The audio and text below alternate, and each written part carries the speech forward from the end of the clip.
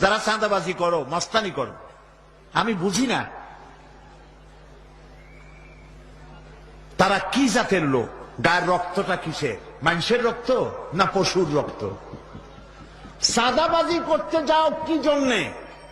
একটা মানুষ বহু টাকা বহু কষ্ট করে জমি জমা বিক্রি করে ব্যবসা করতেছে, সেখানে যাইয়া আমাদেরকে 2 লক্ষ টাকা দিতে হবে। চাঁদাবাজ এবং মাস্তান যারা চাঁদাবাজি করতে যাও, মানুষের কাছে খয়রাত চাও, ওই ভিক্ষা করে খাওয়া অনেক ভালো। মসজিদের সামনে একখান থাল নিয়ে বসে থাকো, যা আল্লাহর রাস্তায় খয়রাত দাও। দোকানদারের কাছ থেকে চাঁদাবাজি করা, বিল্ডিং কেউ নতুন বানাইতে পারে না, অমনি হাজির। গলায় সোনার চেন, হাতে কতগুলা আংটি, তারপরে হাতে মোবাইল, গলায় সোনার চেন, শহরের মহা উল্লুক জানোয়ার। বলতেছে এখানে ইট ফেলাইতে পারবে না, রড দিতে পারবে না আমাদেরকে সান্দানা দিয়া। এটা কি মানুষ? বলেন মানুষ? এরা মানুষের সন্তান? এরা জানোয়ার, পশু।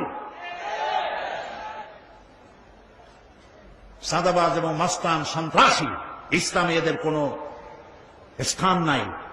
এদেশে যদি কোরআনের রাজ কায়েম হয়, সন্ত্রাসীদের মাথা কামাইয়া ঘোল ঢেলে দেওয়া হবে, যাতে মাথা ঠান্ডা থাকে। এই জন্য মাথা ঠান্ডা করিয়া বসে থাকবে। আর সকলের চাকরি দেওয়া হবে, কাজ করো আর খাও, চাঁদাবাজি করো না। শ্বশুরের কাছে চাঁদাবাজি করে, বউর কাছেও চাঁদাবাজি করে। এত বড় লক্ষ্মী ছাড়া বউরে যায় বলে আমার হিরোইন খাওয়ার পয়সা দিবি।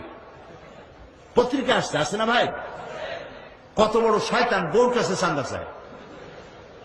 আল্লাহ এইসব চাঁদাবাজ, মাস্তান, অপহরণকারী আর সন্ত্রাসী জানোয়ারদের হাত থেকে আল্লাহ এই দেশকে রক্ষা করুন। বলেন আমিন। চিল্লায় বলেন আমিন।